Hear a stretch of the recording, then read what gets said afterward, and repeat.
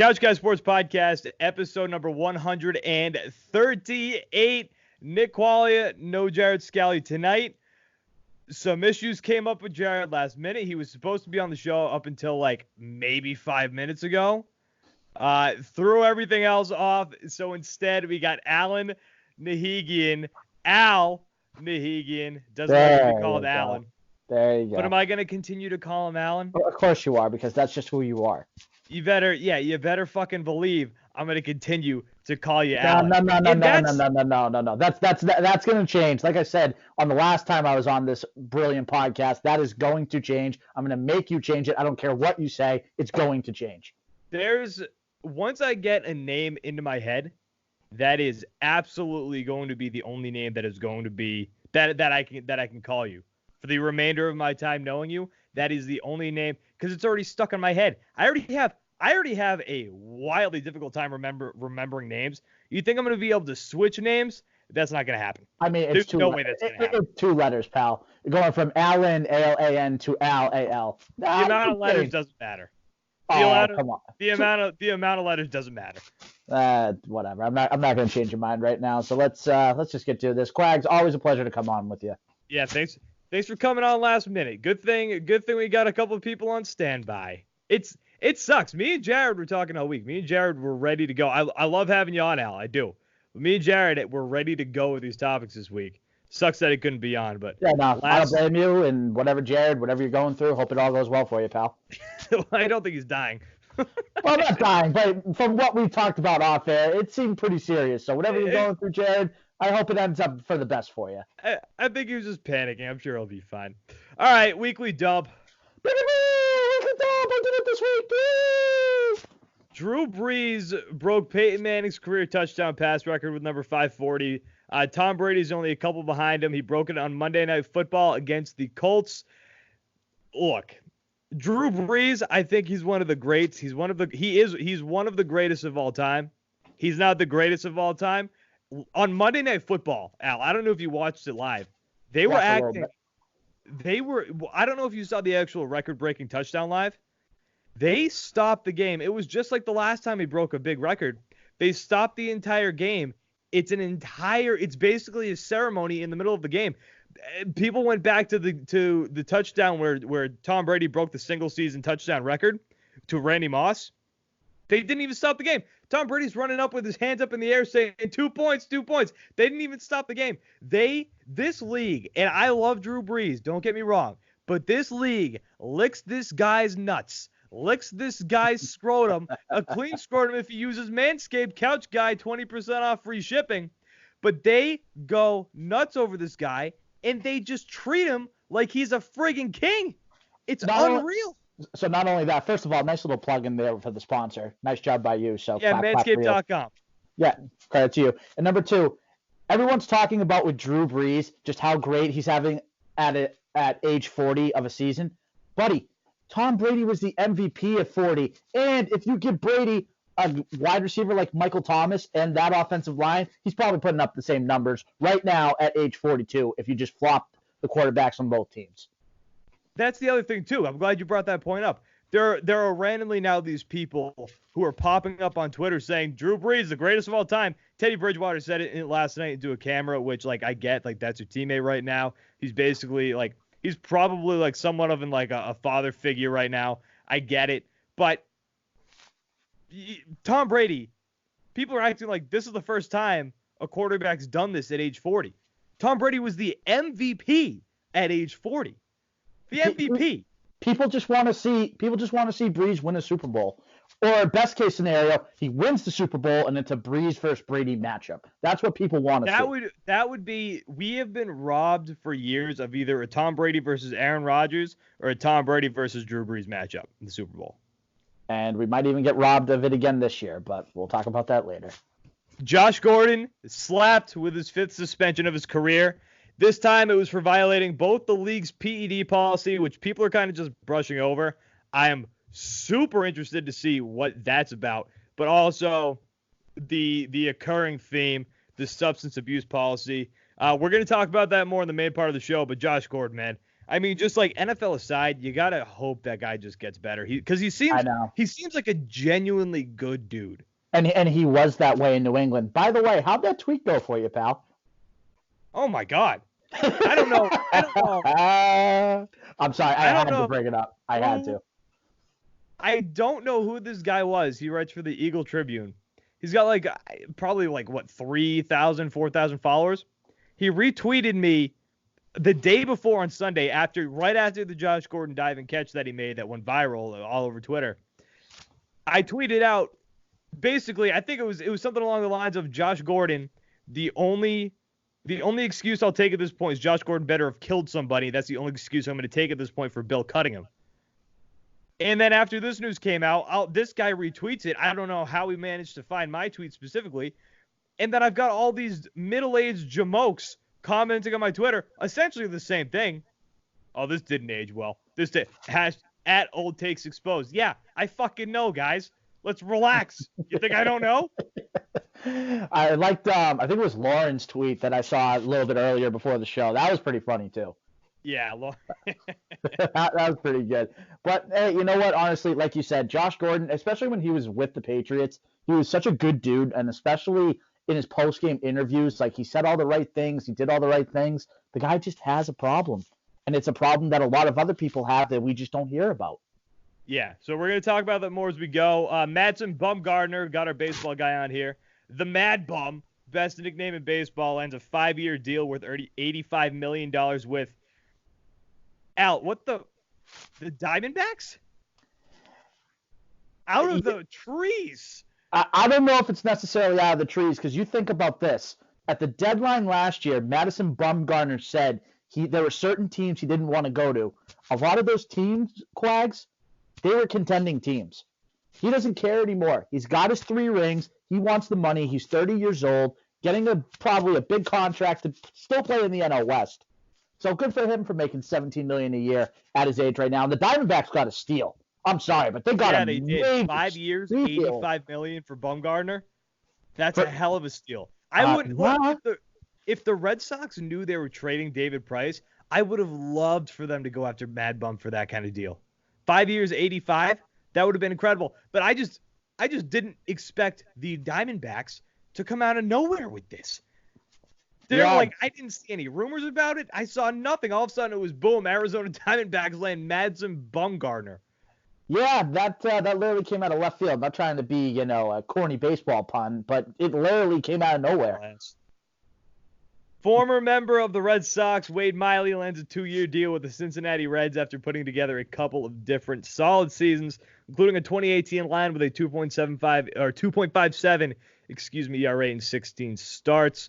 Since the last time we were on the show, Garrett Cole signed a 9-year, $324 million deal with the Yankees, which includes a player opt-out after year 5.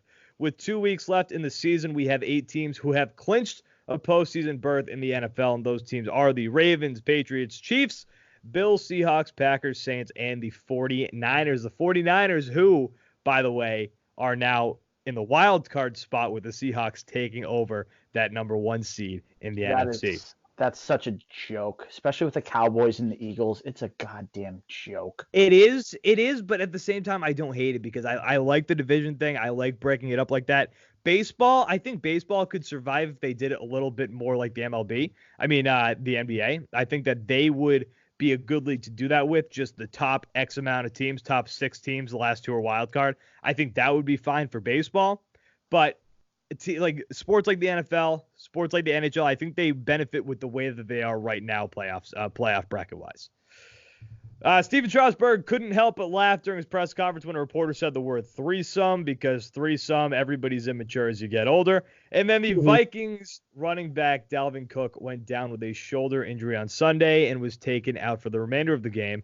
And if this lingers, this could be massive. This could have massive implications on the fantasy football championships happening this weekend. Or if you're in my case, the fantasy football toilet bowl, as I battle to not come in 9th or 10th place. Well, actually, I'm battling to come in 9th place.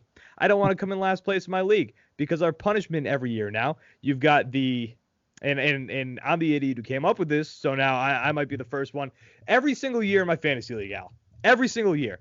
Last place I'm the only one who's ever done a punishment. I came in last place like 4 years ago or 5 years ago. I'm the only one who did a punishment. Every single year after that, everybody pussed out, everybody bitched out. Any kind of punishment we came up with, they were like, "No, I'm not gonna do that." Nah.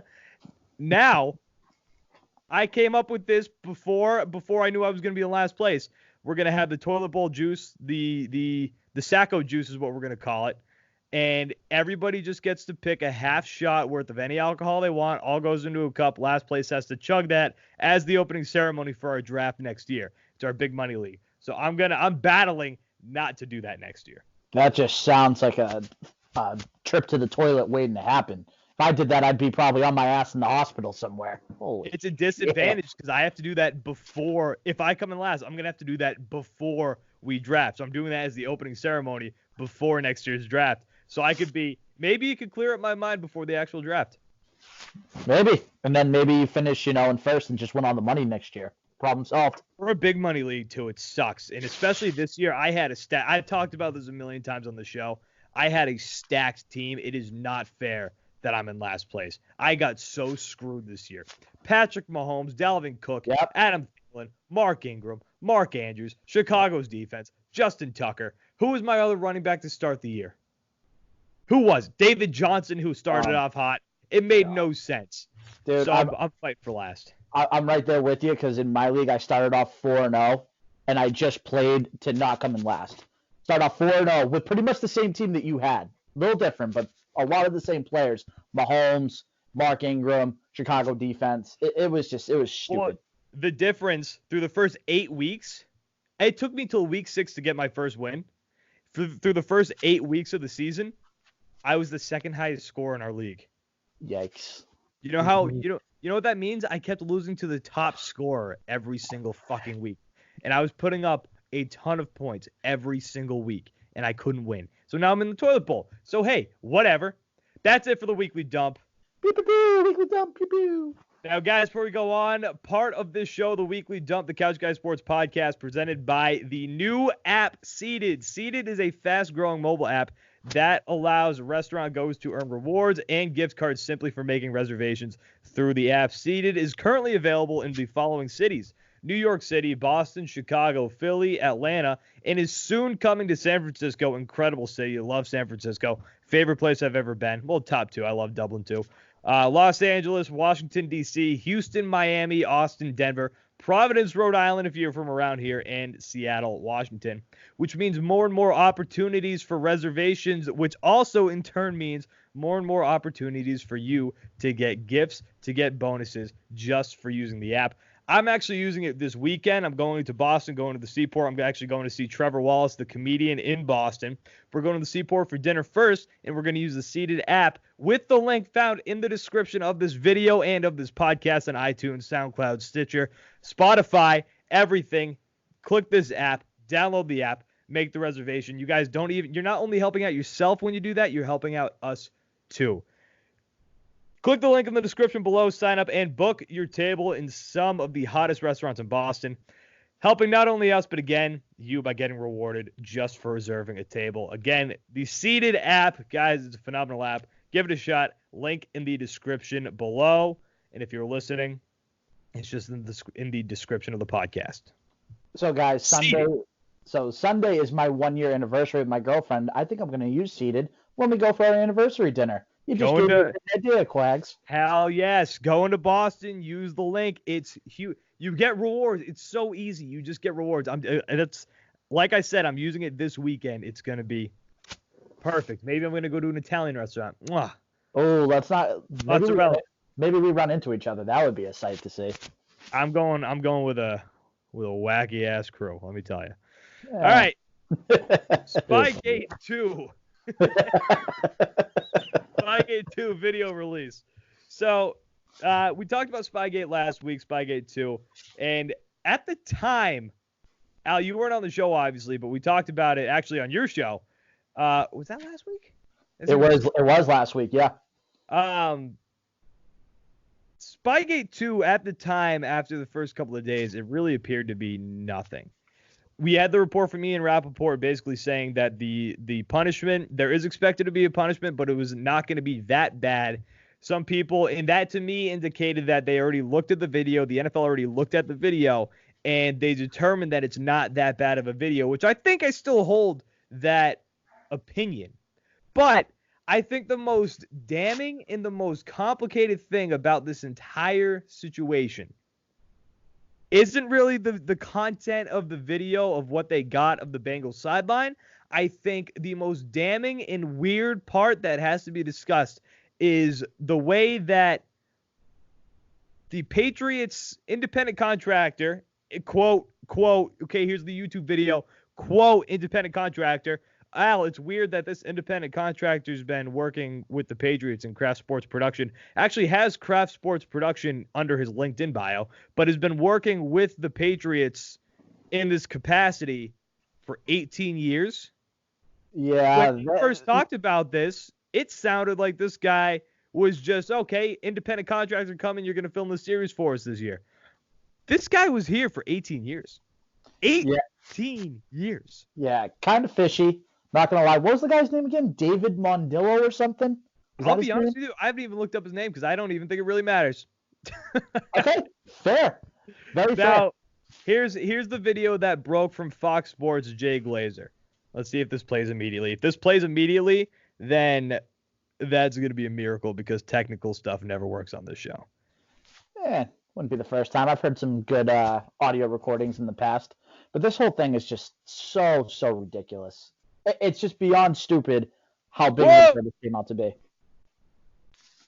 Oh, classic. I mean, am I right or am I right? Oh, man, I'm guessing you're right on this one. I mean, when I look up the video on Twitter, it brings me to something, and it's the entire Fox Sports. You know, this is on me. This is totally on me. I should have. Oh, it's right here. All right.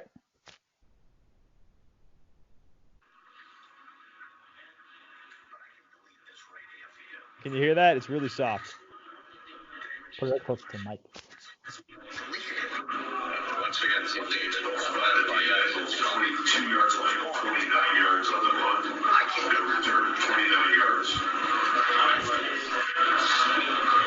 Can't imagine that audio quality is good. It's a lot lower. But basically, you guys, if you've seen the video by now, and I thought the audio quality was actually louder at that point. The videographer immediately starts saying, I can delete this now. Basically saying, we don't have to talk about this. I can delete this. You'll never hear from us again. It's over. Now, to me, his tone, the way he was going about it, that sounded to me like a guy who knew that what he was doing was wrong and he got caught. Guilty. Now, the only thing that really kills me here is I can't imagine they'd be this stupid. I cannot imagine that they would be this stupid. I said this last week. The Patriots have been caught with Spygate before. They've been caught with Deflategate before. And whether or not you believe those, in the eyes of the NFL, they did both of these. They were 100% compliant in Spygate and Deflategate. They orchestrated these things. So you don't have a leg to stand on here. So that tells me that I don't think football operations, I don't even think Ernie Adams, that conspiring son of a bitch, all the respect in the world, but that's Ernie Adams. He's a king, and he knows what to do. He's a crafty little son of a bitch. I can't imagine that Ernie or football operations would give the instruction to anybody with a camera to film anything regarding the football field of any of their opponents, because they know that if they got caught, this is what's going to happen. Even if it's the most minute thing, which this still could be, we still don't really know the final product here. Even if it's the most minute thing, if you get caught, you're screwed, you're done. You look like a bunch of a-holes because you look like you got caught again in another Spygate situation, which is why it's getting called Spygate 2.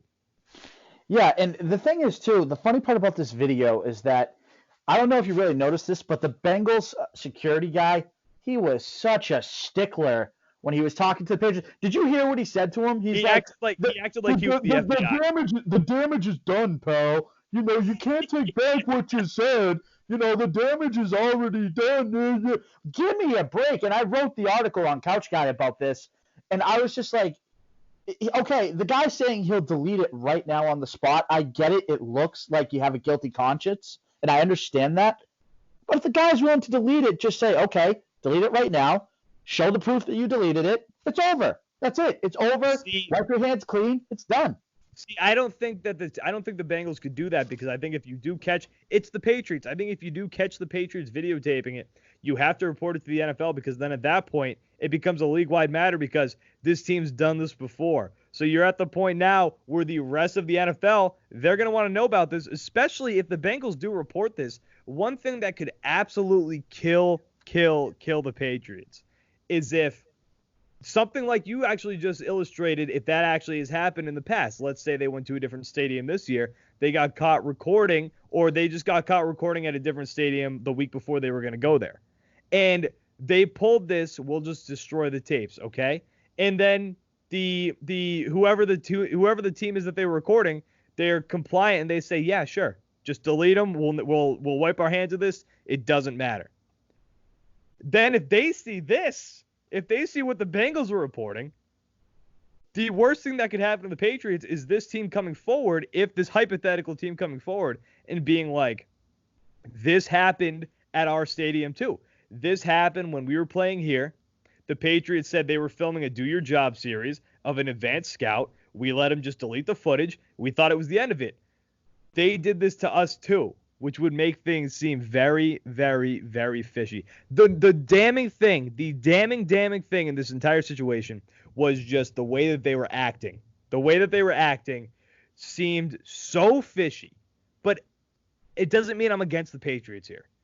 Because, look, if I thought the Patriots were guilty, I would say it. Absolutely.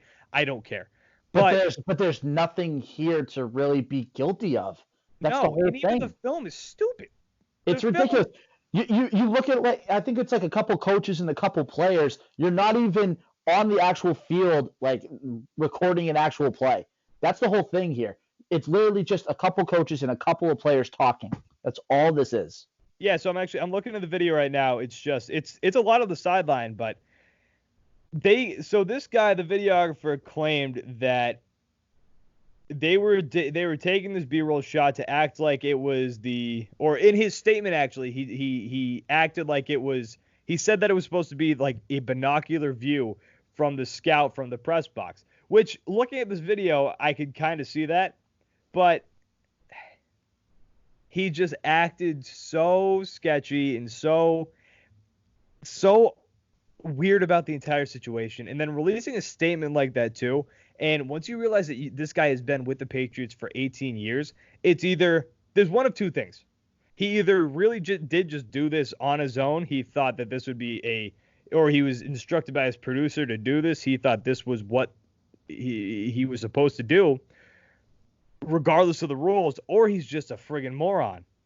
Because if you've been here for 18 years, you've been here through Spygate and you've been here through Deflategate. You know, there's no ignorance here. I'm willing to bet he's just a moron that just made a moronic mistake. But it can't happen. But it can't happen. But it can happen. So here's the thing. Does this change anything for you after you saw the video? For me, it's no. No, absolutely not. I stand by what I said in the article on Couch Guy. It's nothing. It's ridiculous. It's Cincinnati focusing on something off the field instead of focusing on the field, and then you get your ass beat at home by 3 touchdowns to a team that's struggling offensively. Granted, one of them was a pick six by Gilmore and everything like that, but still, you got beat at home by 3 touchdowns. Let's just call it like it is. And why it doesn't change anything for me, even despite the way he was at. Frankly, the videographer could have just been nervous, and that's why he sounded the way that he did on the video. But the reason nothing changes for me is because the video is exactly what we were told it was. It was just, there's just some extra commentary from the discussion happening between security and the Patriots videographers. The video itself, the content itself of the Bengals Patriots sideline was exactly what we were told. So now that we just have a visual aid to take a look at this, I can't imagine that it should change the opinion on anybody. Because again, it's the same thing that we were told that they had. Yeah, listen, this whole thing, and I mentioned it in the very last part of my article, this should be over with by now. It should be done. It's Tuesday of the next week as we're recording. The Patriots have a more important task at hand in beating the Buffalo Bills on Saturday for the AFC East. I can't believe I'm even saying that in 2019, but that's the reality we live in right now. So as long as the Patriots win one of the next 2 games, they get the AFC East. Right, but you're still playing for seeding too, because You are. You're playing for that bye week, and this team needs a bye week. yes, and I hate to agree with Michael Felger here, but he said something today on Felger and Maz that I kind of agree with. If the Patriots don't get that 2 seed, they have to play in the wild card round weekend. They ain't winning anything this year. Oh no, So and the- I agree. There's no they might not even get out of wild card weekend if that's the case. I know, because then you're looking at potentially Pittsburgh or Tennessee, maybe the Texans if they fall back, who knows? But that's one of the first teams you're playing. And then you have to go on the road to play Kansas City. You're not winning again this year in Kansas City if Kansas City jumps them in the standings. There's no way. No, it'll be a hairy situation. You know how you cure that though? Tell me, Craig, how do you clear Manscaped, it? baby. Ooh, tell me more. Support the Couch Guy Sports Podcast and CouchGuySports.com. Support comes from Manscaped, who is the best in men's below-the-belt grooming. Manscaped offers precision-engineered tools for your family jewels. Guys, we've all had our own little issues here with nicking the nutsack before, and some people like to use razors. Some people like young Nick when I realized that people were supposed to be doing this kind of thing, using those little tiny scissors. Sometimes you might have accidentally clipped the nutsack, and it might have scarred you for life. Well, no issues with that anymore. That's why Manscaped has redesigned the electric trimmer. Their Lawnmower 2.0 has proprietary skin-safe technology, so this trimmer won't nick or snag your nuts. Look, phenomenal product. They sent me and they sent Jared a bunch of different things to give it a shot, and they are phenomenal. Manscaping accidents are finally a thing of the past with the Lawnmower 2.0, and don't use the same trimmer on your face as you're using on your balls. That's disgusting. Don't be a gross-ass animal. Manscaped also has the Crop Preserver and anti-chafing ball deodorant and moisturizer. You already put deodorant on your armpits, guys. Why are you not putting deodorant on the smelliest part of your body? Get 20% off plus free shipping with the code CouchGuy at manscaped.com. We think it's Couch Guy and lower scape. It's lower Case. lowercase. I'm trying to say lower cape. Couch Guy, lowercase. You can try capital if you wanted. Didn't work for some people, but it also worked for some other people. And I know plenty of people who have already purchased this with our discount code.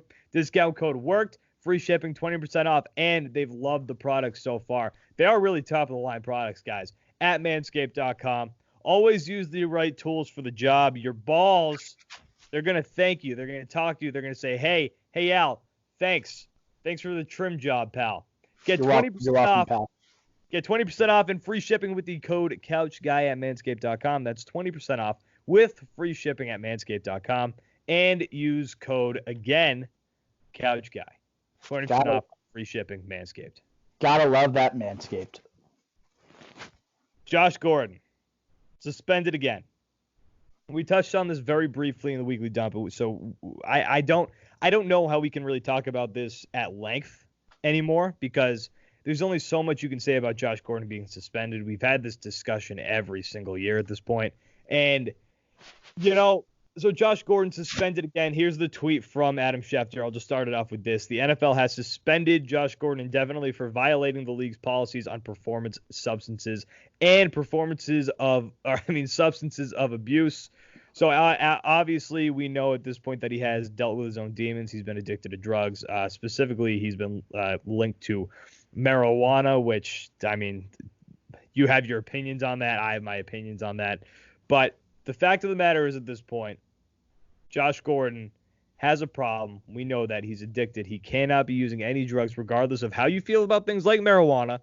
He has been in so much trouble with the league at this point that he cannot be on any of these. He cannot take any drugs. I don't even think he can drink alcohol with the league, with being in this league at this point. So, suspended again. It's his 5th time. The tough thing is with Josh Gordon, and you have sympathy for the guy. I have sympathy for the guy, but I thought this was going to be the year that he made it from start to finish, because it seemed like that was the path that it was going on.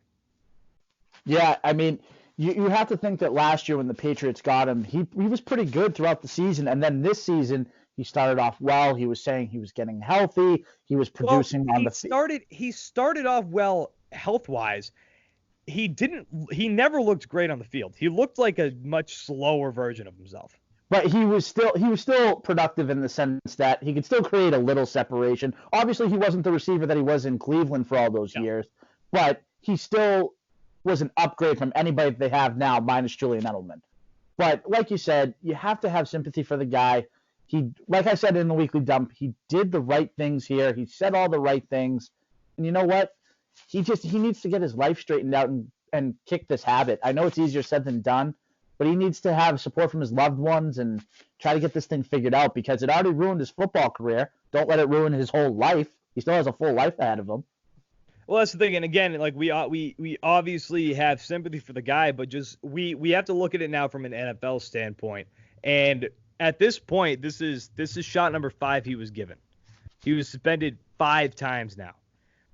I don't think the league, even if he does get healthy, even if he does figure things out, I don't think the league lets him back in. I don't. They've given him try after try after try. And he's at the point now where he's ruined any chance that he has with getting back in the NFL. And I think Bill knew something about this, because he had to. Because, first of all, they know this weeks in advance. This isn't something that they get tested on Tuesday, they're suspended Thursday. They know this weeks in advance. So I think Bill already had this information. Bill knew. Maybe the Seahawks knew too. I don't know. But regardless, when the Patriots traded for Mohamed Sanu, everybody was like, great, now you can put Sanu with Josh Gordon. This is going to be awesome. And then all of a sudden, it was either that day or the next day, Josh Gordon cut. And everybody was shocked because the offense wasn't playing well. They had no receivers. They had no receivers that were creating separation, let alone any depth at all. And Josh Gordon, the benefit of him, regardless of how he was playing, he had a relationship, he had a rapport with Tom Brady already. Yes, he did. So that was a benefit of just keeping him around. Even if he's not producing that the way that you want him to, he's got a relationship with your star quarterback, with the guy that is struggling, is having his own issues on his own this year. So having Gordon around seemed great. Bill cuts him. Everybody's pissed, but I think this tells us why Bill cut him. And if he didn't know this was coming, if he didn't know officially that Josh Gordon was going to be suspended, I'm going to assume that Bill had his suspicions. He had to have. And you know what? It's funny because, I don't know, it just seemed like when he went to Seattle, didn't you just think in the back of your mind, this is just not going to work?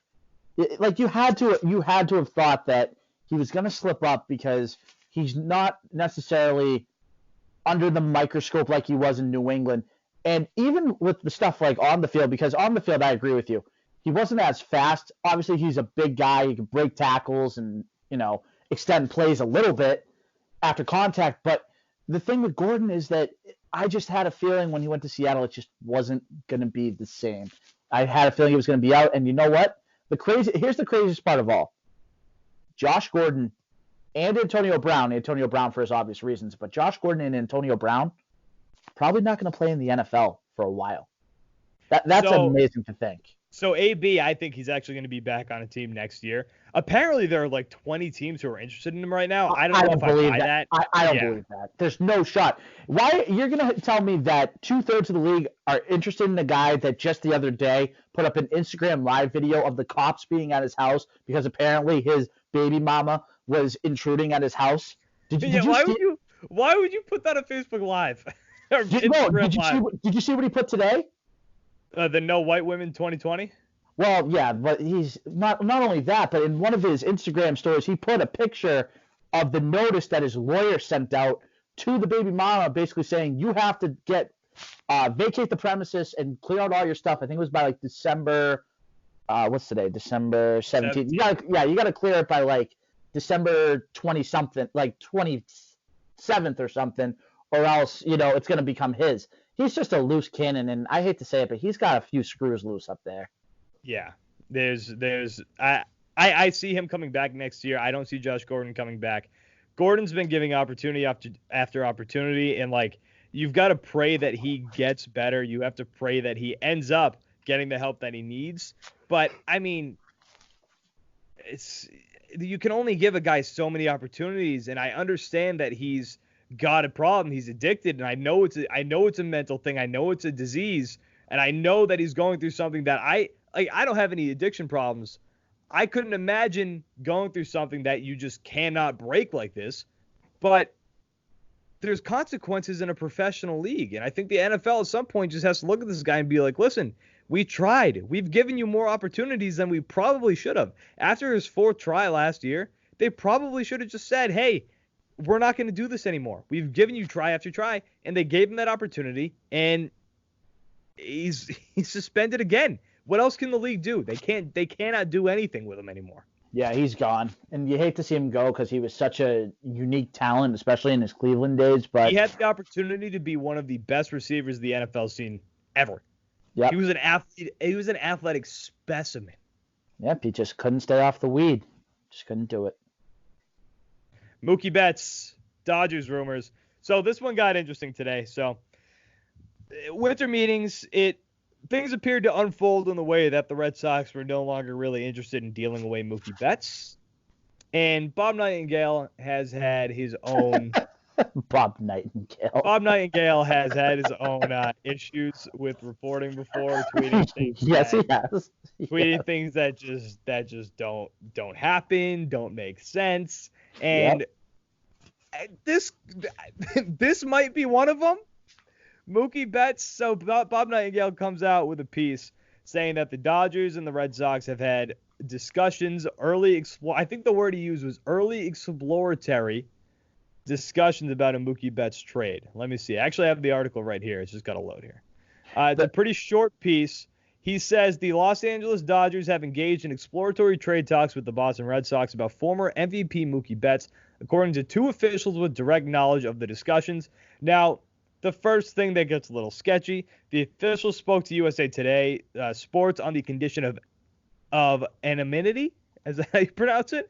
Because they weren't authorized to discuss the talks publicly. So away, when you've got sources that are public or anonymous, and let me tell you something here. Nobody ever, if you just write you have sources, I've never seen anybody like go after somebody on Twitter.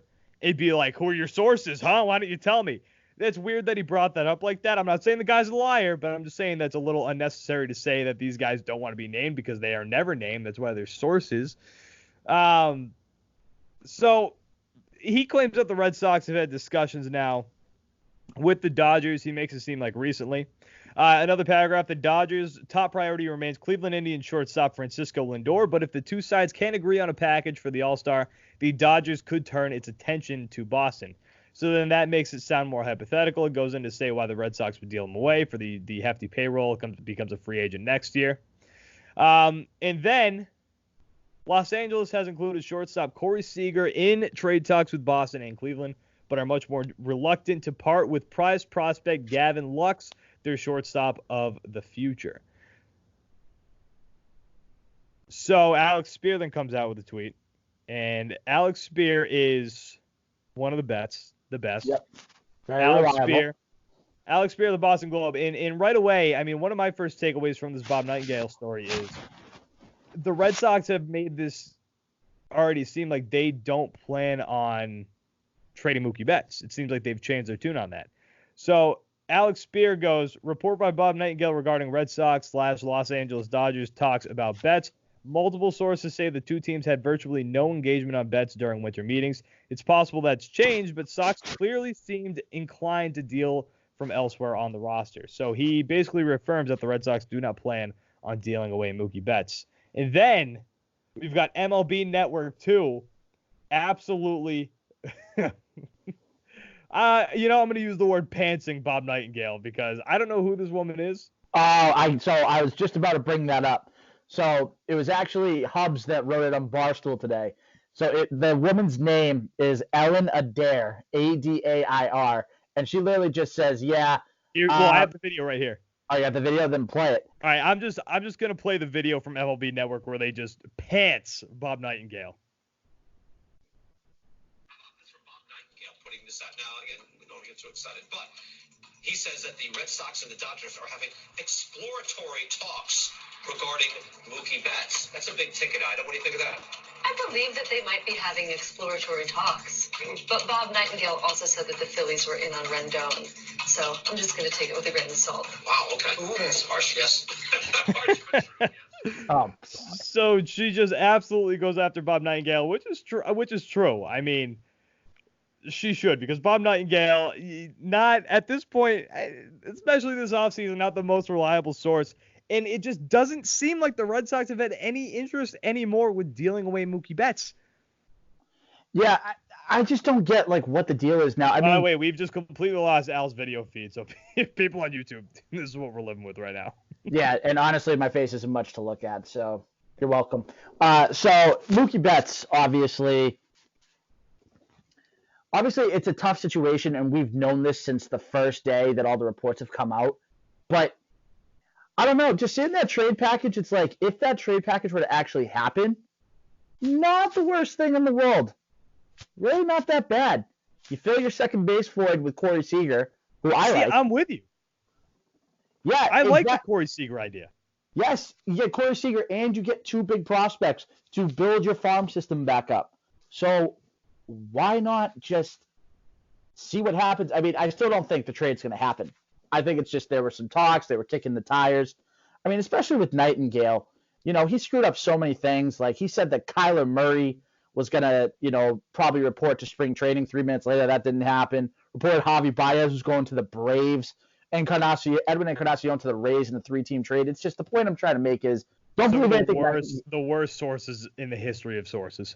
Yeah, he also said Bryce Harper wasn't going to the Phillies. But I don't believe anything Bob Nightingale says, unless it's Rosenthal or Heyman or Passan. I don't know what really to make of it. Spear's good too. But it doesn't seem likely that right this second that the Red Sox are going to be leaning heavily toward trading away their star outfielder, unless the offer is just out of this world. It would have to blow them out of the friggin' water to get it done. It would have to. But again, I'm all in for a Corey Seager deal. If you can get Corey Seager, and like, people have tossed around the name Jock Peterson too, which I guess that would fill your outfield hole that you would then have. But Peterson has a ton of power. Very underrated power, 36 home runs last season. A ton of power. But he doesn't hit well for average. You would still have that supplemental power numbers there, but I don't want to see Jock Peterson back here if you deal away Mookie Betts, because at that point, just hold on to Mookie Betts. If Corey Seager's involved and he's the main piece and you get two top-of-the-line prospects, that's a different story, because I am so worried that we're going to watch Mookie Betts walk away next offseason, and that's it. You don't get anything for him. He's just gone. He goes and signs with the Braves or whoever he decides to sign with. The Bob Nightingale story, that's all we can do. That's all we can do is laugh. That's all we can do is laugh. We'll see. All right, Couch Guys Sports Podcast, episode number 138. Nick Qualia, Alan Nahigian. No, Guys, we're gonna be back. Good. We'll be back next week. It'll be me and Jared once again for episode number 139. Who knows? Maybe Al will be here too. I don't know. You never know at this point. Again, Nick Qualia, Al, guys, manscaped.com. Promo code CouchGuy. It's phenomenal for the holiday season, guys. Go buy your man. Guys, buy your own stuff. Manscaped.com. Promo code CouchGuy. 20% off and free shipping. It is that easy. Follow us on everything at CouchGuy, Instagram, Twitter, and Facebook. And then rate and subscribe on iTunes. And then hit that subscribe button on YouTube as well. Guys, help us out. Again, Nick Qualia, Al Nahigian, Couch Guys Sports Podcast. We're going to be back next week, guys. Thanks for watching.